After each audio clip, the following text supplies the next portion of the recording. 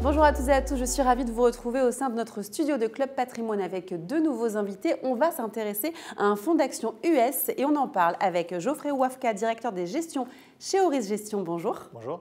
Et à vos côtés, Guillaume Mounarchat, responsable de la recherche chez Orion Financial Partners. Bonjour. Bonjour. Première question pour vous, Geoffrey. Pouvez-vous donc nous présenter ce fonds d'action américaine qui parvient à battre le S&P 500 depuis sa création? On le rappelle, il y a désormais 3 ans.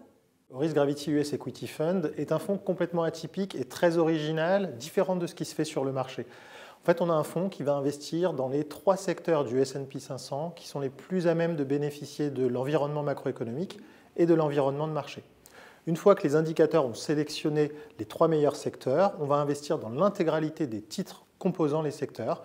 On a donc un fonds qui investit dans des titres en direct, mais qui est basé sur une stratégie quantitative avec un rebalancement mensuel. Pour autant, il n'y a pas un taux de rotation du portefeuille qui est très élevé, puisqu'il sait rester investi dans les secteurs sur la durée. Parfait, merci pour toutes ces précisions sur ce fonds.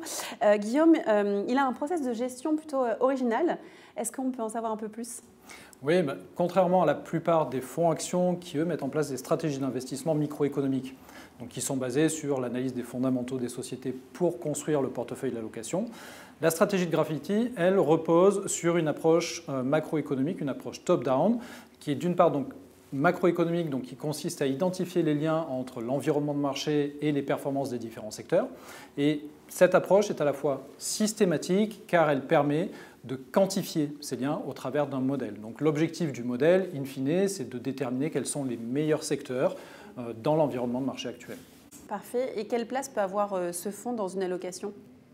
Alors ce fonds, on le voit comme un pilier constituant d'une allocation action pour 3 raisons. D'une part, la surperformance générée est significative. Ça, c'est le premier point. Et elle est significative pour 2 raisons. D'une part, parce que c'est un fonds action américaine et le momentum actuellement du marché américain est bien plus important que celui du marché européen, par exemple.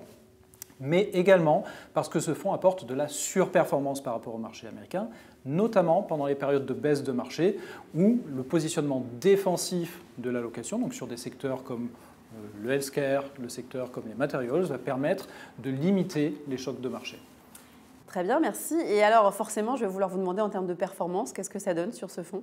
Les performances sont très bonnes et conformes à ce qu'on attendait du fonds à son lancement. Depuis le début de l'année, le fonds progresse de 31%, alors que son indice de référence, le S&P 500, progresse de 27%. Depuis sa création, il y a désormais 3 ans, on a un fonds qui progresse de 43%, alors que le S&P ne progresse que de 33%.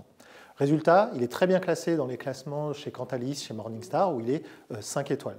Et donc, à l'aube de commencer cette nouvelle année 2025, nous, on est très optimistes parce qu'en cas de poursuite du rallye des marchés actions, le fonds devrait bénéficier de son positionnement actuel qui est assez offensif. Mais à l'inverse, en cas de correction, et comme le fonds l'avait montré en 2022, le fonds sélectionnera les secteurs qui surperformeront dans la baisse. Résultat en 2022, un S&P qui baisse de 18%, mais un fonds qui ne baisse que de 9%.